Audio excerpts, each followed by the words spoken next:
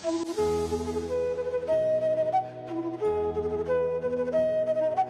16, The Bridge of Forgiveness. Namaste, dear listener, and welcome again to Learning English through Krishna Philosophy, where the wisdom of the Gita meets the rhythm of your everyday life. I'm your host, Reddy, and today we're walking across something both fragile and divine. Something that breaks under ego, but heals under love. Today's episode is called The Bridge of Forgiveness. Forgiveness, it sounds so gentle, doesn't it? But anyone who's ever tried to forgive knows how heavy it can feel. Sometimes it's easier to carry anger than to lay it down and walk away. So today, let's journey to a story that begins with a wound and ends with peace. Story: Arjuna's wound and the bridge between hearts. The battle of Kurukshetra had ended. The smoke of war had thinned. The air was quiet. But the silence carried memories sharper than arrows.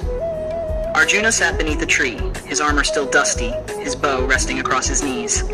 His eyes were lost in the distance, the place where his teacher Dronacharya had once stood.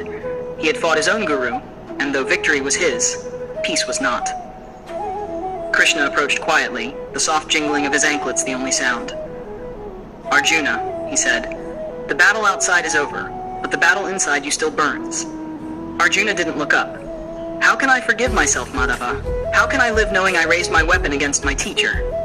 Krishna sat beside him, the sunset casting a golden halo around his form. "Forgiveness, Arjuna," he said, "is not forgetting. It is remembering without hatred."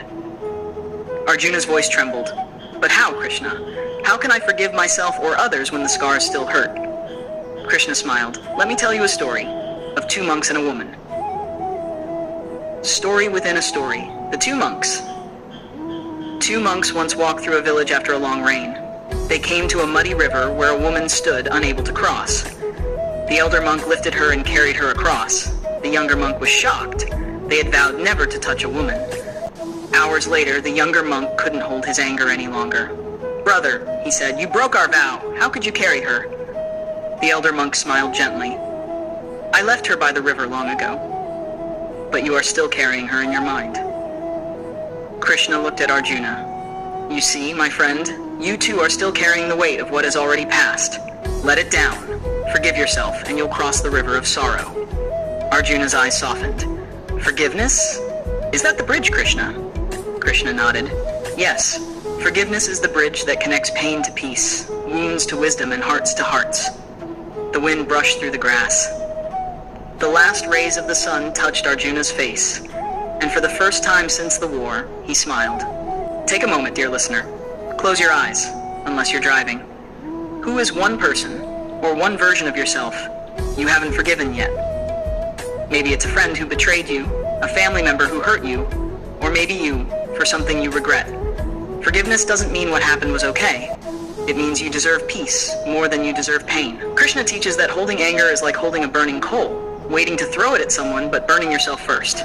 So ask yourself today, what coal am I still holding? Difficult words and meanings. 1. Forgiveness. The act of letting go of anger or resentment. Example, forgiveness brought peace to her heart. 2. Resentment. Deep anger or bitterness. Example, he carried resentment for years. 3. Vow. A solemn promise.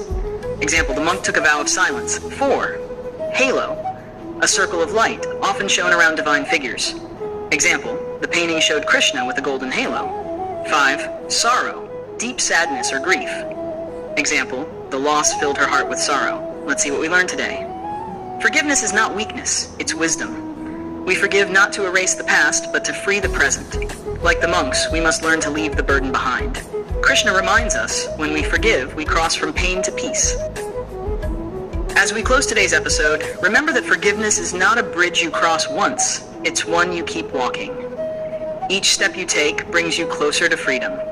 You've been listening to Learning English through Krishna Philosophy with your companion on this journey, Reddy. If this story touched your heart, follow, share, and let others cross their own bridge of forgiveness too. And tomorrow, we meet again for Day 17, The Storm of Desire, where we'll discover how Krishna teaches Arjuna to tame the wild winds within. Jai Shri Krishna.